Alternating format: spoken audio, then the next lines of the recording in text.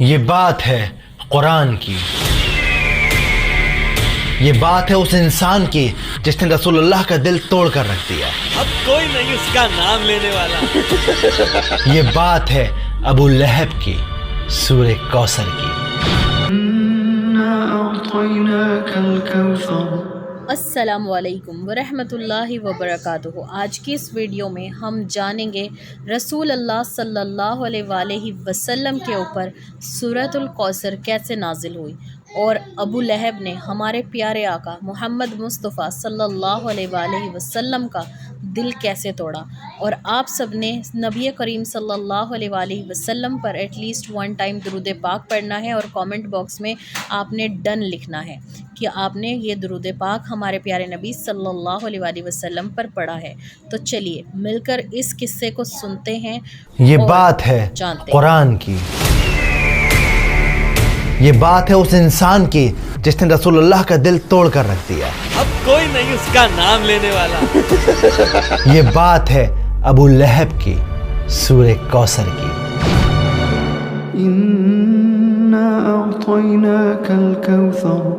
چلیے سنتے ہیں۔ اکثر ہم لوگ اپنی نمازوں میں سورہ کوثر کو ریسائٹ کرتے ہیں، پر افسوس ہم میں سے کتنے ہیں جو اس کا مطلب جانتے ہیں؟ کیا ہے کوثر؟ کیوں اللہ تعالیٰ نے اسے نازل کیا؟ کیا تم نے سنا طلحہ؟ ہاں، اللہ کے نبی نے ہمیں وہ راز بتایا کوثر کا۔ سبحان اللہ۔ اور سب سے ضروری بات، سورہ کوثر کا آج ہماری زندگی میں کیا ریلیونس ہے، جانیں گے اس ویڈیو میں۔ بسم اللہ الرحمن الرحیم۔ إنا أعطيناك الكوثر فصل لربك وانحر إن شانئك هو الأبتر۔ سورہ کوثر قرآن کی سب سے چھوٹی سورت ہے۔ قرآن کی بہت ساری خوبصورت باتوں میں سے خوبصورت بات یہ ہے کہ ہر آیت کے پیچھے، ہر سورت کے نازل ہونے کے پیچھے ایک کہانی ہے، ایک سچی کہانی، اور ایسا ہی ایک دل دہلا دینے والا، دل کو چیر کر رکھ دینے والا واقعہ ہے سورہ کوثر کے نازل ہونے کے پیچھے۔ پہلے اسے سمجھتے ہیں۔ مکہ کی وہ دوپہر خاموش تھی، لوگ اپنے اپنے گھروں میں آرام کر رہے تھے، مگر اللہ کے نبی خاموش بیٹھے تھے۔ اندر سے دبی دبی سسکیوں کی آوازیں مٹی کی دیواروں سے ٹکرا کر واپس آ رہی تھیں۔ ان کے بیٹے عبداللہ اللہ کو پیارے ہو گئے تھے۔ وہ ننھا سا جسم جو کل تک ان کے سینے سے لگ کر سانس لیتا تھا، اب مٹی کی گود میں تھا۔ مگر برابر والی دیوار سے ٹیک لگائے ایک آدمی کھڑا تھا۔ مجھے بھی بتاؤ ابو لہب، کیا معاملہ ہے؟ صبر رکھو با، صبر۔ یہ آدمی اور کوئی نہیں بلکہ رسول اللہ کا چچا تھا۔ اندر سے آتی ہر سسکی اس کے چہرے کی مسکان بن رہی تھی۔ اور پھر وہ خوشی سے چلایا، بطیرہ محمد، بطیرہ محمد۔ ختم ہو گیا محمد کا بیٹا، ٹوٹ گیا محمد کی نسل کا سلسلہ۔ اس کی آواز نے نبی کا دل چیر کر رکھ دیا۔ غلاموں کو اس نے کھجوریں بانٹیں، اپنے دوستوں کے ساتھ قہقہے لگائے، اور سب سے کہتا رہا، تم نے سنا میری جان، میرے بھتیجے کی جڑ کٹ گئی۔ اب کوئی نہیں اس کا نام لینے والا۔ اس کی ہنسی، اس کے الفاظ ہوا میں سانپ بن کر تیر رہے تھے، مگر اللہ نے اپنے نبی کو اکیلا نہیں چھوڑا، انہیں ایک تحفہ دیا۔ یہ تحفہ تھا سورہ کوثر۔ اس سورت میں اللہ نے اپنے نبی سے کہا کہ اے نبی، آپ فکر نہ کریں، ہم نے آپ کو کوثر عطا کی ہے، تو بس آپ عبادت کیجیے اپنے رب کی، اور وہ جو آپ کو بار بار بطیرہ محمد کہتا ہے کہ محمد کی جڑ کٹ گئی، نسل کٹ گئی، اصل میں ان کی نسل ختم ہو جائے گی۔ اللہ کے نبی کے چہرے پر مسکان آ گئی۔ دن ڈھل گیا۔ ابو جہل بے وقوفوں کی طرح ہنستا رہا۔ اسے کیا خبر کہ اللہ نے اسے جیتے جی برباد کر دیا۔ نسل کٹ گئی۔ تو میرا خیال ہے کہ ابھی اس لمحے اب اس بات کو اپنے دل میں اتار لیجئے کہ سورہ کوثر کو آپ اس لیے ریسائٹ مت کیجئے کہ وہ چھوٹی سورت ہے، بلکہ آپ اس لیے ریسائٹ کیجئے کہ اللہ تعالیٰ نے وہ ایک تحفے کے طور پہ ہمارے نبی صلی اللہ علیہ وآلہ وسلم کو دی ہے، تاکہ انہیں یہ احساس دلایا جا سکے کہ ان کا اسٹیٹس اتنا ہائی ہے، ان کا مقام اتنا اونچا ہے کہ اللہ سبحانہ و تعالیٰ خود انہیں تسلی دے رہے ہیں، ان کو کنسول کر رہے ہیں۔ ابو اروا، सुना तुमने, अल्लाह ने नबी का मकाम और ऊंचा कर दिया है। तो पहली आयत है इन्ना आतैना कल कौसर। तो जब कुरान में इन्ना का लफ्ज़ आता है तो इसका मतलब होता है कि किसी बात पे जोर दिया जा रहा है। तो इस पहली आयत का मतलब है कि बेशक हमने आपको कौसर गिफ्ट की है, अता की है। अब कौसर क्या है? एक हदीस में आता है कि कभी ना ख़त्म होने वाला, मोती के किनारों के दरमियान जन्नत में बहने वाला झरना है कौसर।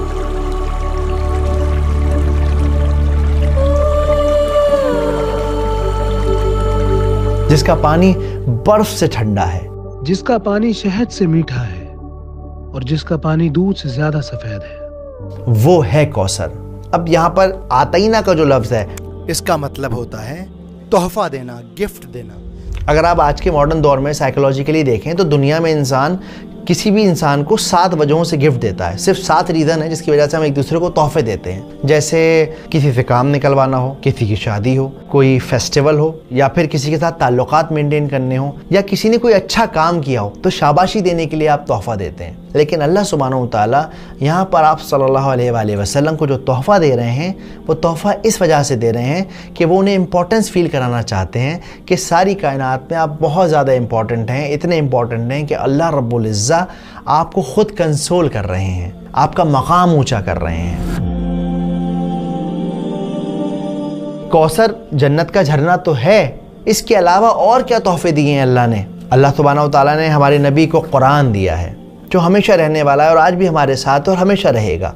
इसके अलावा और क्या तोहफे दिए हैं अल्लाह ने? और सबसे बड़ा तोहफा ये है, अल्लाह ने अपने नबी का नाम ता क़यामत जिंदा रखा है, अपने नाम के साथ जोड़ दिया है नबी का नाम। वाकई सुभान अल्लाह। इसके अलावा उन्हें बेटियां दी हैं। बार बार अबू लहब कह रहा था कि बुतीरा मोहम्मद, बुतीरा मोहम्मद, कोई लड़का नहीं है उनका, क्या नाम चलेगा उनका। लेकिन आप देखें आज भी हम अपनी बच्चियों के नाम आप सल्लल्लाहु अलैहि वसल्लम की बेटियों के नाम पर रखते हैं, आज भी उन्हें याद करते हैं। रुकैया, फातिमा। इसके अलावा अल्लाह सुब्हानहू तआला ने आप सल्लल्लाहु अलैहि वसल्लम को सहाबियों को तोहफा दिया जो उनके साथ खड़े थे, जिन्होंने अपने जिस्मों पे चोट खाई सिर्फ इसलिए क्योंकि इस्लाम हक की राह थी, क्योंकि नबी का पैगाम था। तो इन्ना आतैना कल कौसर। अगली आयत फसल्लि लिरब्बिका वन्हर। तो अब जब हमने आपको तोहफा दे दिया है तो आपको क्या करना चाहिए? आपको चाहिए कि अपने रब की इबादत करें और कुर्बानी करें। देखो जनरली दुनिया में 2 तरह की इबादतें होती हैं, एक होती है प्राइवेट इबादत, एक होती है पब्लिक इबादत। प्राइवेट इबादत क्या है? नमाज पढ़ना, तहज्जुद पढ़ना। पब्लिक इबादत क्या है? कुर्बानी करना, उसका गोश्त लोगों में बांटना, लोगों की मदद करना। तो अल्लाह सुब्हानहू तआला इस आयत के अंदर इन दोनों इबादतों का जिक्र कर रहे हैं। अब यहाँ पर ये जो वनहर का लफ्ज़ है इसका मतलब होता है कुर्बानी देना। इसीलिए ईद उल अधा के दिन को यानी कि बकरीद के दिन को यौमुन नहर भी कहा जाता है, यानी कुर्बानी का दिन। तो फसल्लि लिरब्बिका वन्हर, इबादत कीजिए और कुर्बानी कीजिए। और तीसरी आयत है इन्ना शानियका हुवल अब्तर। स्कॉलर कहते हैं कि जो शानिया का जो लफ्ज़ है, शानिया, उसका मतलब होता है दुश्मनी, लेकिन ऐसी दुश्मनी कि इंसान उसके अंदर अपनी अकल खो दे, उसका दिमाग काम करना बंद कर जाए। अब आप नोट करिए, अल्लाह के रसूल के घर में एक इंतकाल हो गया है, लेकिन ये अबू लहब ये मजाक उड़ा रहा है, मिठाइयाँ बांट रहा है, उसकी अकल ने काम करना बिल्कुल बंद कर दिया। एक इंसान की जो बेसिक ह्यूमैनिटी होती है वो उसकी अकल काम नहीं कर रही। इसकी आज के दौर में मिसाल है जो इजराइल कर रहा है, छोटे छोटे बच्चों को मारना, बूढ़ों को मारना, लोग खाना लेने आ रहे हैं उन्हें ख़त्म कर देना। तो ये शान-ए-अका वाली नफ़रत है, ऐसी नफ़रत है जिसमें इंसान का दिमाग काम नहीं करता, वो अपने गुरूर, अपने जुनून, अपने ईगो में रहता है। तो अल्लाह ताला क्या कहते हैं? इन्ना शानियका हुवल अब्तर। और ये लोग, ये लोग जो आपको कहते थे कि आप अब्तर हो जाएंगे, आपका नाम नहीं चलेगा, कोई आपको नहीं पूछेगा, वो खुद अबतर हो गए। वो जिसकी जड़ कट गई, जिसकी नस्ल ख़त्म हो गई, जो बर्बाद हो गया, जिसको कोई पूछने वाला नहीं है। और जो इस बात का सबूत है कि रसूलुल्लाह को सारी दुनिया जानती है और अबू लहब को हम लोग जानते हैं, लेकिन लानत के साथ उसका नाम लेते हैं।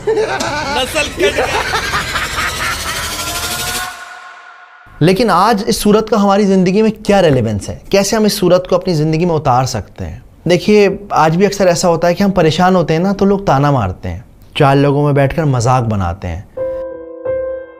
इवन जब घर में बेटियां पैदा होती हैं ना, तो अपना माथा पीट लेते हैं। इंसान इस तरह की हरकतें करता है ना, तो एक्चुअली वो ابو لہب کی راہ پہ چل پڑتا ہے۔ ابو لہب کیا کہتا تھا؟ محمد کا کوئی بیٹا نہیں، ختم ہو جائے گا اس کا نام اس کے بعد۔ اس کی سوچ یہ تھی کہ انسان کی جو نسل ہے وہ صرف اور صرف لڑکے سے چلتی ہے۔ ہمارے معاشرے میں آج کتنے ایسے لوگ ہیں جو اس طرح کی باتیں سوچتے ہیں، بیٹیوں کو بوجھ سمجھتے ہیں، لڑکوں سے اپنے خاندان اور نسل کو چلانے کی کوشش کرتے ہیں۔ انہیں لگتا ہے میرا خاندان تو جب ہی چلے گا جب میرے گھر میں لڑکا پیدا ہو جائے گا، چاہے اس خاندان کو محلے کے باہر کوئی جانتا نہ ہو، شہر کے باہر کسی کو پتہ بھی نہ ہو اس خاندان کے بارے میں، لیکن چاہیے صاحب لڑکا ہی لڑکا۔ تو اس لیے اس طرح کی سوچ سے بچیں، قرآن کو مطلب کے ساتھ سمجھیں، اور جب کوئی پریشان ہو تو اسے تسلی دیں، اسے کمفرٹ کریں۔ اکثر ہم لوگ نا کسی کو کمفرٹ کرنا بہت زیادہ اوور کر دیتے ہیں، اور جب وہ بندہ چپ نہیں ہوتا، سمجھتا نہیں ہے ہماری بات، ہم جھنجلا جاتے ہیں، اس سے ناراض ہو جاتے ہیں۔ پر ایکچولی ایسا نہیں کرنا ہے، آپ کو بس اسے یقین دلانا ہے میں ہوں تمہارے ساتھ۔ جیسے اللہ سبحانہ و تعالیٰ نے صرف اور صرف 3 آیتوں میں اپنے نبی کو تسلی دے دی۔ اب آپ کے اور میرے لیے کوثر کیا ہے؟ آپ کے اور میرے لیے کوثر ہے ہماری صحت، ہماری اولاد، ہمارا گھر، فری وقت، ہر وہ چیز جو آپ کو ملی ہوئی ہے وہ ایکچولی کوثر ہے۔ ورنہ ذرا باہر نکل کے دیکھیے، لوگوں کی صبح اسپتالوں کی لائن میں ہو رہی ہے، لوگوں کی شامیں قبرستان میں فاتحہ پڑھتے ہوئے گزر رہی ہیں۔ تو اگر آپ کی زندگی میں کوئی چھوٹی موٹی پریشانی ہے، اداس نہ ہوں، اپنی نعمتوں کو کاؤنٹ کریں، دیکھیں کہ آپ کو اللہ نے کیا کیا دیا ہے، اور اس طرح سے سورہ کوثر کو اپنے اندر اتاریں۔ اگلی بار جب آپ نماز پڑھیں سورہ کوثر کو ریسائٹ کریں تو یاد رکھیں کہ یہ بہت ہی امپورٹنٹ سورت ہے۔ امید کرتا ہوں بات سمجھ آئی ہوگی، ویڈیو پسند آئی ہوگی۔ تو دیکھا آپ نے کتنا پیارا ایکسپلین کیا ہے، اور اس سے پتہ چلتا ہے کہ بیٹیاں کتنی پیاری رحمت ہے، کیونکہ ہمارے پیارے نبی صلی اللہ علیہ وآلہ وسلم بھی بیٹیوں والے تھے، اور ماشاءاللہ سے ان کی بیٹیوں کے نام بھی بہت خوبصورت تھے۔ اس لیے کہتے ہیں کہ بیٹیاں اللہ تعالیٰ کی رحمت ہے، اور جو لوگ یہ سوچتے ہیں کہ بیٹیاں ہو گئی ان سے ہماری نسل نہیں چل سکتی، تو ان کے لیے بھی اس میں میسج ہے۔ اور اپنی نعمتوں کو کاؤنٹ کریں کہ اللہ تعالیٰ نے آپ کو کس کس چیزوں سے نوازا ہے، اور ہماری زندگی میں جو چھوٹی چھوٹی پریشانیاں ہیں ہم ان سے پریشان ہو کر سوچتے ہیں کہ چلو اب میری زندگی میں اس سے بڑی پریشانی کوئی آ ہی نہیں سکتی۔ تو اپنے آپ کو قرآن سے کنیکٹ کریں، قرآن سے اپنے آپ کو جوڑیں، اور انشاءاللہ ہم قرآن سیریز بھی کر رہے ہیں جس میں نے سورہ الکہف کا ایک قصہ آپ لوگوں کے ساتھ بیان کیا ہے، ابھی اس میں سے 3 قصے باقی ہیں۔ انشاءاللہ بہت جلد ویڈیو آئے گی، اور اس ویڈیو سے آپ کو کیا سیکھنے کو ملا آپ لوگوں نے کامنٹ کر کے مجھے ضرور بتانا ہے۔ ملتے ہیں نیکسٹ ویڈیو میں، تب تک کے لیے اپنا بہت دھیان رکھیے گا۔ اللہ پاک آپ سب کی اور میری دعاؤں کو قبول فرمائے، آمین ثم آمین۔